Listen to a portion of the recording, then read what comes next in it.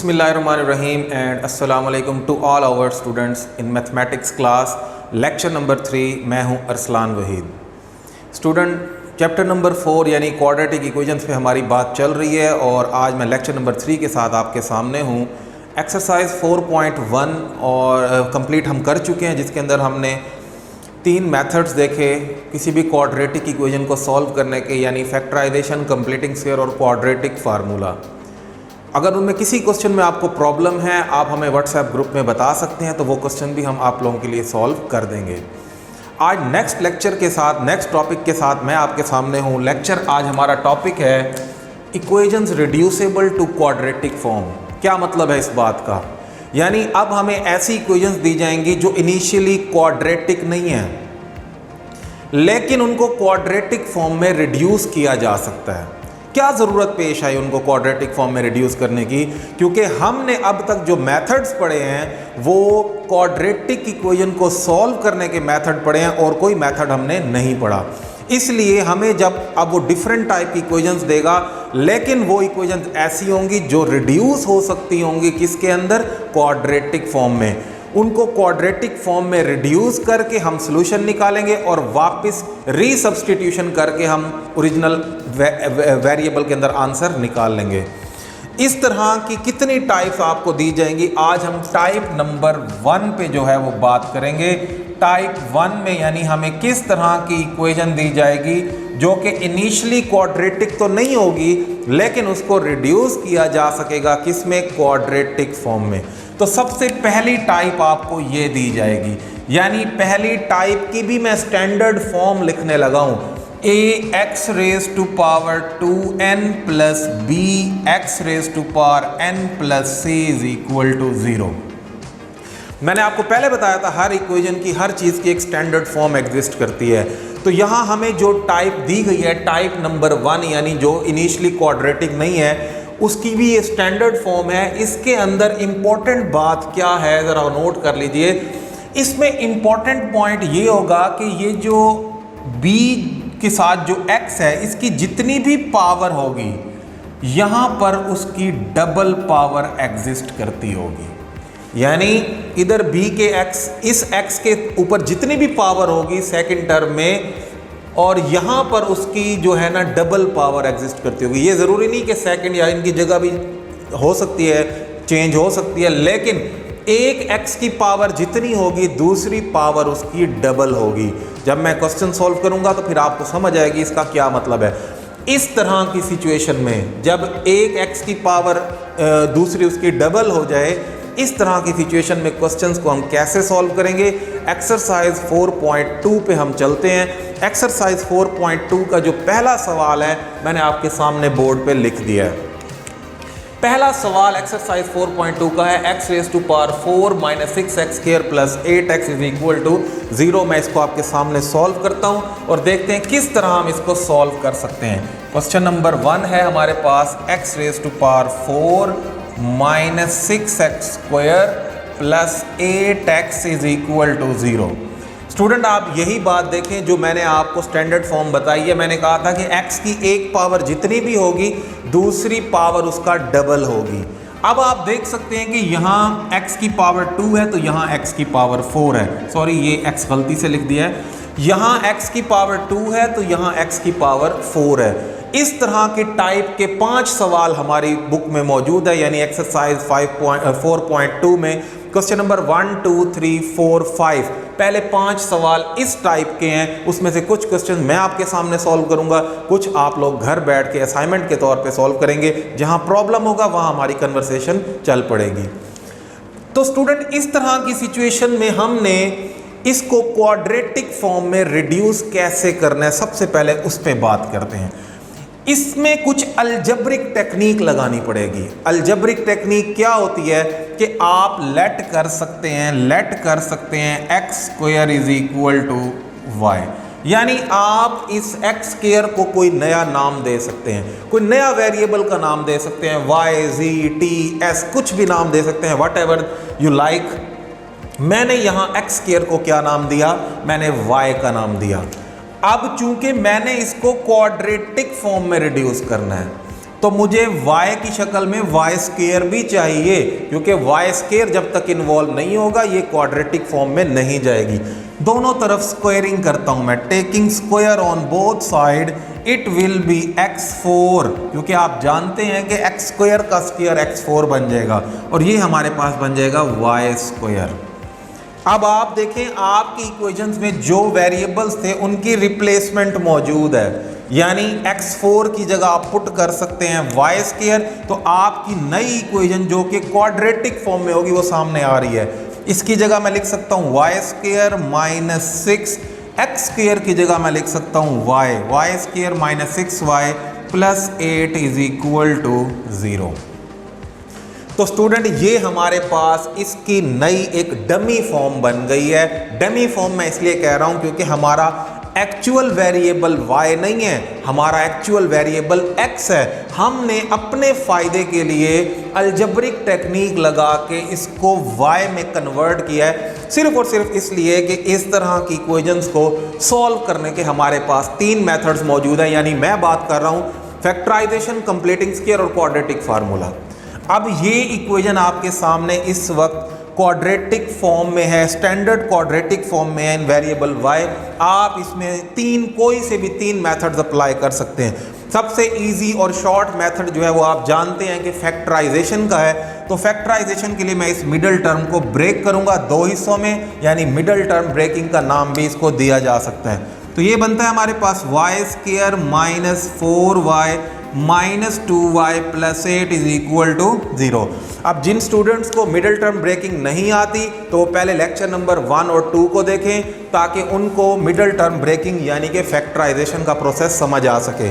अब देखें मैंने इसके फैक्टर्स बनाए, माइनस 6y के 2 फैक्टर्स बने, माइनस 4y माइनस 2y। इनका अगर प्रोडक्ट लूँ तो वो बनता है 8y स्क्वायर। अब ये 3 से 4 टर्म्स हो चुकी हैं। इन 2 टर्म्स में आप कुछ कॉमन ले लें, इन दोनों में कुछ कॉमन ले लें।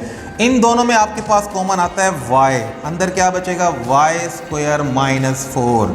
इन दोनों में कॉमन आएगा माइनस 2, अंदर बचेगा y स्क्वायर नहीं आएगा, y आएगा, अंदर बचेगा y minus 4 is equal to 0।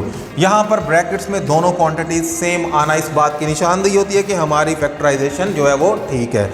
अब इन दोनों में एज ए होल कॉमन है y माइनस 4, अंदर हमारे पास बचता है y minus 2 is equal to 0। यहाँ 2 नंबर्स का प्रोडक्ट 0 के इक्वल है तो हम प्रोडक्ट की प्रॉपर्टी यूज करेंगे, यानी हम कह सकते हैं y minus 4 is equal to 0 और y minus 2 is equal to 0। 2 results मेरे सामने हैं इस वक्त y की शक्ल में। तो यहाँ से अगर मैं y की वैल्यू निकालूं तो y की वैल्यू एक 4 निकलती है हमारे पास, और y की जो दूसरी वैल्यू निकलती है y इज इक्वल टू 2 हमारे सामने आती है। लेकिन स्टूडेंट्स y की वैल्यू हमारे लिए तो डमी है, यानी y हमारा डमी वेरिएबल है। मैं क्यों इसको बार बार डमी का नाम दे रहा हूं, क्योंकि हमारा एक्चुअल वेरिएबल x है। तो हमने इस डमी वेरिएबल से वापस जाना है। वापस कैसे जाया जाएगा? जो सब्सटीट्यूशन आपने की थी वो रिटर्न कर दें। जैसे ही आप रिटर्न करेंगे आपके पास एक्सप्रेशन अपना ओरिजिनल वेरिएबल के साथ आ जाएगा। देखें y इज इक्वल टू 4 का मतलब है x square is equal to 4 और y इज इक्वल टू 2 का मतलब है x square is equal to 2। तो यहाँ से एक रिजल्ट निकलेगा x square is equal to 4 और यहाँ से रिजल्ट निकलेगा x square is equal to 2। दोनों तरफ स्क्वायर रूट अप्लाई करें, और मैंने बताया था कि जब भी आप स्क्वायर रूट अप्लाई करते हैं तो प्लस माइनस साइन के साथ अप्लाई करते हैं। तो taking square root on both sides, taking square root on both side, दोनों तरफ स्क्वायर रूट अप्लाई करें तो यहाँ हमारे पास बनेगा x square square root is equal to plus minus square root of 4, ये cancel, x is equal to plus minus 2, यानी आप जानते हैं कि 4 का जो स्क्वायर रूट है वो क्या होता है 2 होता है। और यहाँ भी अगर मैं दोनों तरफ स्क्वायर रूट अप्लाई करूँ विद प्लस माइनस साइन तो यहाँ हमारे पास जो आंसर बनेगा x is equal to plus minus square root of 2। तो स्टूडेंट 4 इस वक्त हमारे पास रूट्स जो हैं वो सामने आई हैं। 4 रूट्स इस वजह से भी आई हैं, यहाँ एक इंपॉर्टेंट बात मैं आप लोगों को बता दूं कि जितनी आपकी इक्वेशन की डिग्री होगी, अब डिग्री क्या होती है? डिग्री होती है highest power of the variable used in the equation. किसी भी इक्वेशन के अंदर जो हाईएस्ट पावर वेरिएबल की हो वो उसकी डिग्री कहलाती है। यहाँ पर x की पावर 4 भी है, x की पावर 2 भी है, लेकिन हाईएस्ट कौन सी है? हाईएस्ट है x की पावर 4। तो इस इक्वेशन की डिग्री 4 हुई। जितनी डिग्री होगी इंटीजर में उतनी ही रूट्स आएंगी। तो 4 रूट्स आने का यही मकसद है कि डिग्री 4 थी तो 4 रूट्स आनी थी। सोल्यूशन सेट में आप इसको पुट कर देंगे, +-2 एंड +-√2।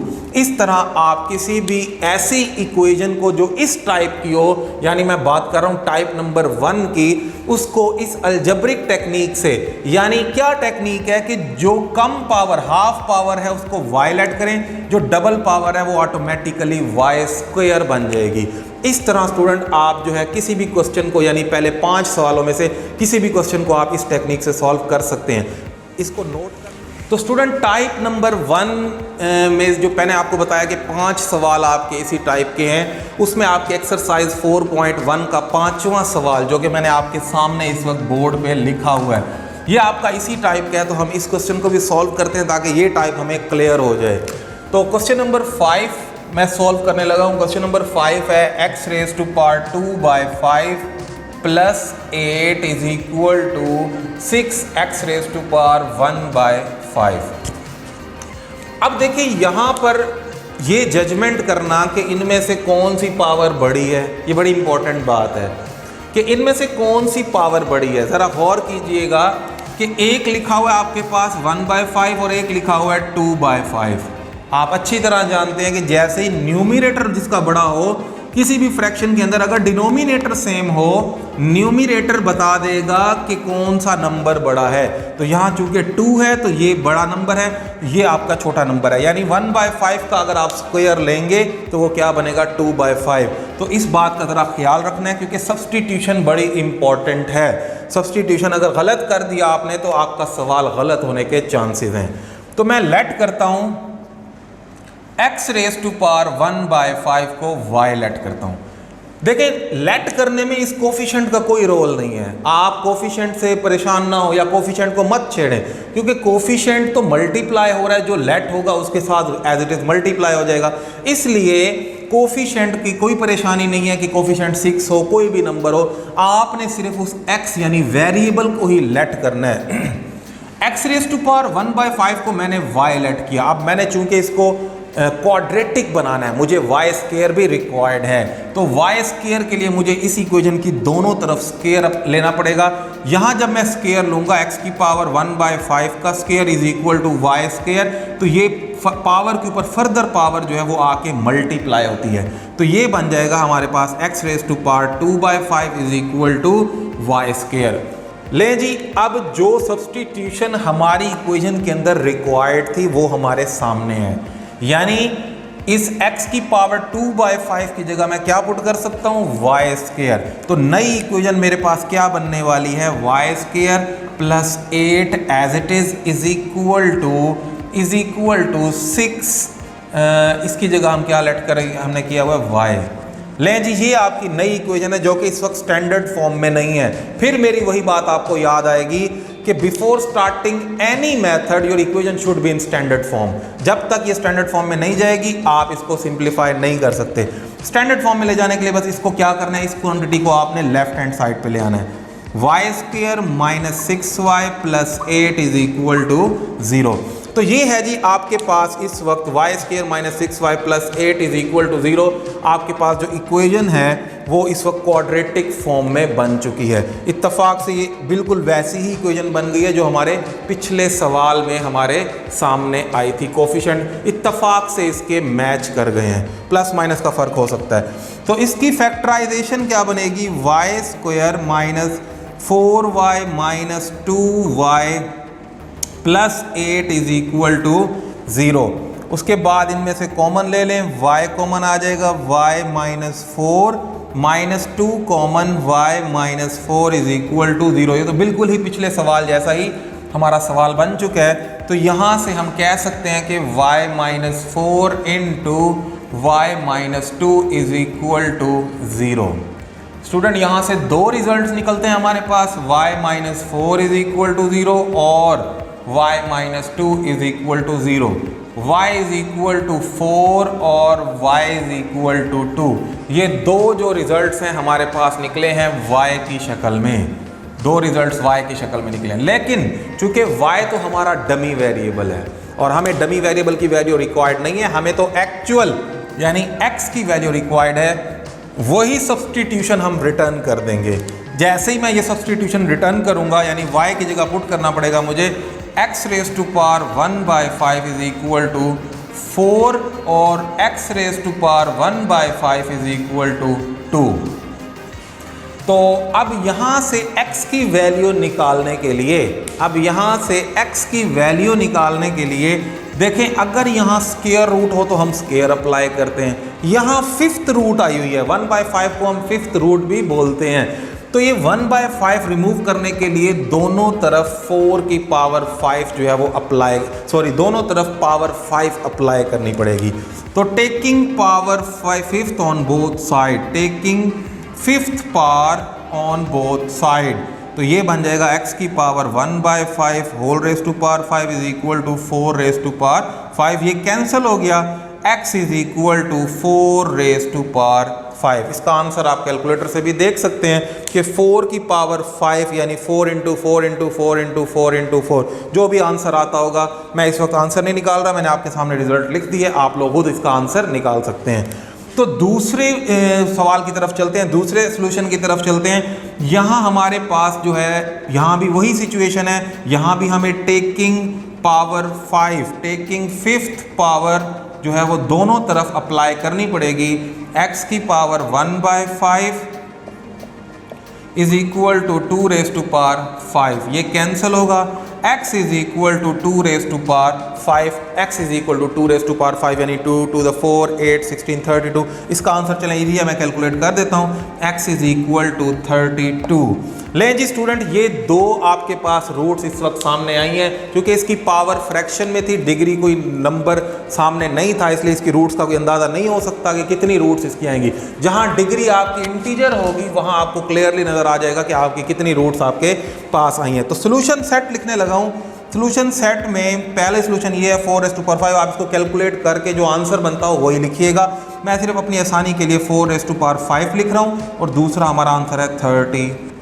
तो स्टूडेंट इस तरह आप किसी भी क्वाड्रेट इक्वेशन जो कि रिड्यूसेबल हो क्वाड्रेटिक फॉर्म में, टाइप नंबर 1 के 5 सवाल इंशाल्लाह आप कवर कर जाएंगे। मैंने 2 सवाल हल किए हैं, बाकी 3 सवाल मैं आप लोगों के लिए छोड़ रहा हूँ। अगर उन सवालों में कोई प्रॉब्लम हो, पहले तो कोई प्रॉब्लम होगा नहीं, क्योंकि अगर आप इस टेक्निक को फॉलो करते हैं तो आपको कोई प्रॉब्लम नहीं होगा। इसके बावजूद अगर कोई प्रॉब्लम आता है तो आप वो भी हमसे शेयर कर सकते हैं। तो मैं आज की सेकंड टाइप की तरफ मूव करने लगा हूँ। अच्छा, तो स्टूडेंट पहली टाइप हमारी कंप्लीट हो चुकी है, अपनी दूसरी टाइप यानी टाइप नंबर 2 की तरफ मूव करते हैं।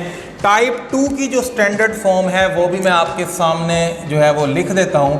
टाइप सेकंड जो उसकी स्टैंडर्ड फॉर्म है वो कुछ इस तरह है, x plus a, x plus b, x plus c, x plus d is equal to या माइनस प्लस या इज इक्वल टू e।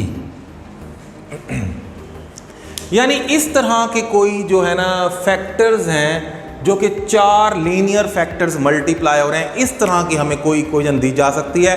ये क्वाड्रेटिक नहीं होगी लेकिन इसको रिड्यूस किया जा सकता है क्वाड्रेटिक फॉर्म में। इसके अंदर एक कंडीशन है, इसके अंदर एक कंडीशन आप जो है वो यूज करेंगे कि a प्लस बी बराबर होगा c प्लस डी के। a प्लस बी बराबर होगा किसके?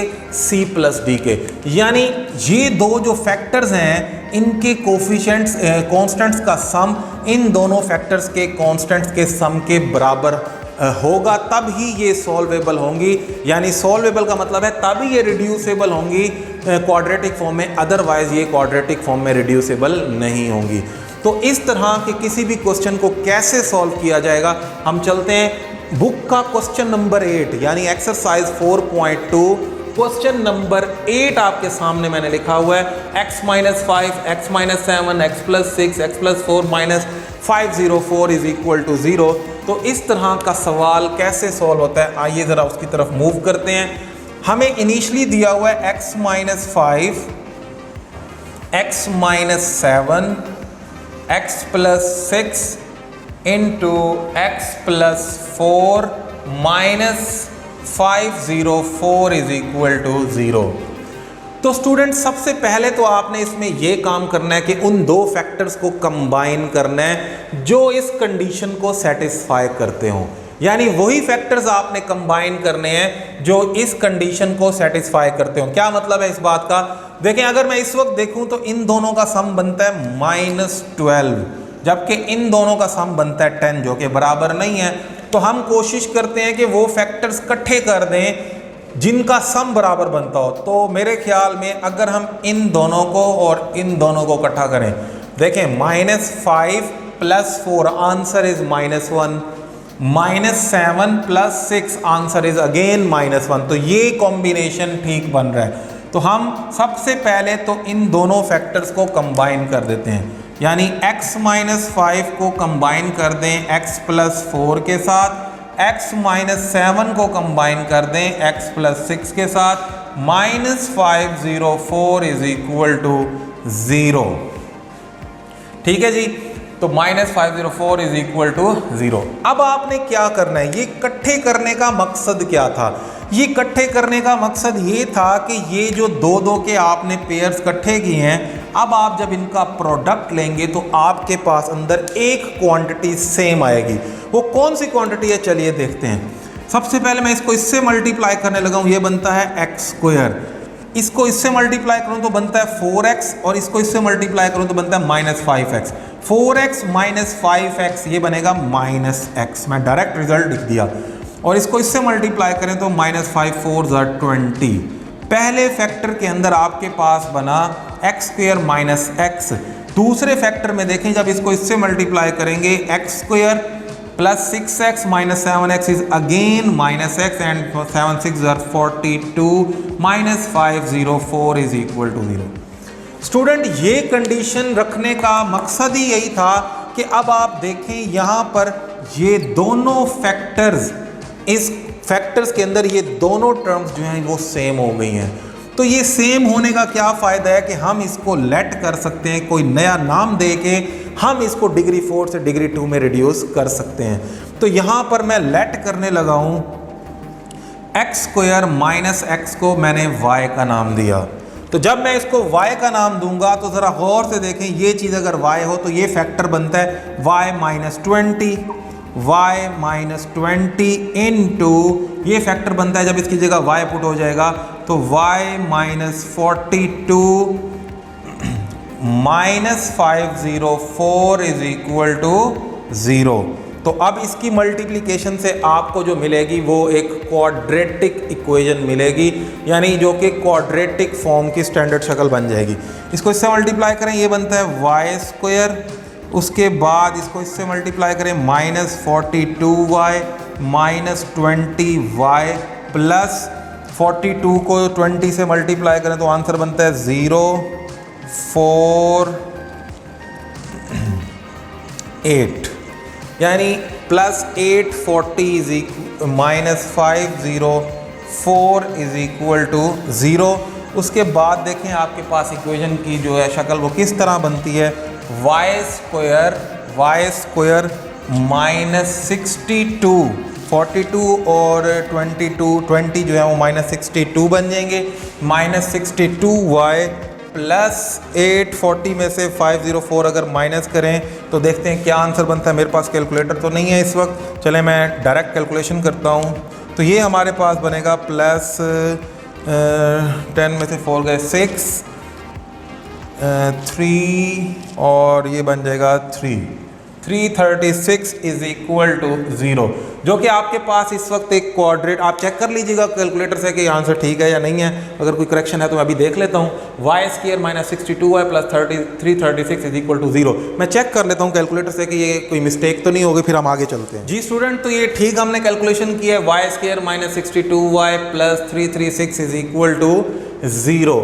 तो अब इसके ये हमारे पास एक क्वाड्रेटिक इक्वेशन बन चुकी है स्टैंडर्ड फॉर्म में। तो इसकी फैक्टराइजेशन करते हैं तो इसके फैक्टर्स बनेंगे y² -6y 56y, 56 और 6 जो है वो 62 ही बनता है, प्लस 336 इज इक्वल टू 0।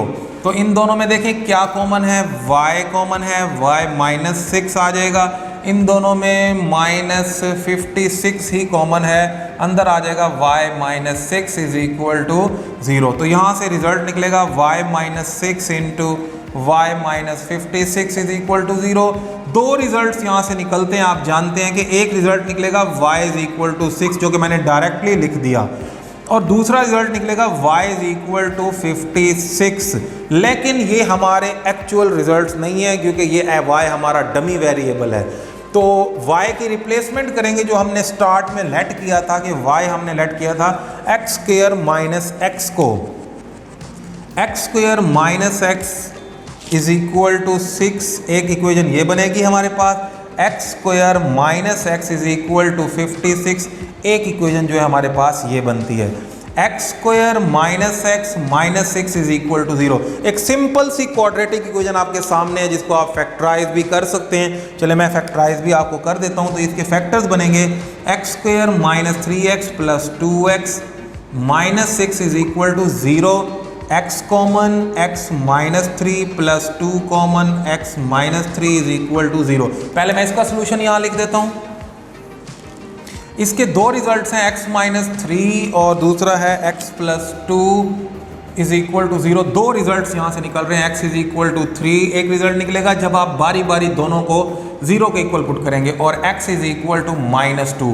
दो रिजल्ट्स तो हमारे सामने आ चुके हैं। बाकी दो रिजल्ट्स हमारे पास इस फैक्टर से निकलेंगे क्योंकि टोटल 4 जो हैं वो रूट्स आएंगे क्योंकि इसकी डिग्री 4 बनती है अगर हम इसको आपस में मल्टीप्लाई करें।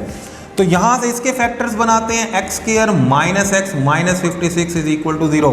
आई थिंक 8 और 7, 8 7 और 56 होता है, तो x square minus 8x plus 7x minus 56 is equal to 0। X common x minus 8 plus 7 common x minus 8 is equal to 0।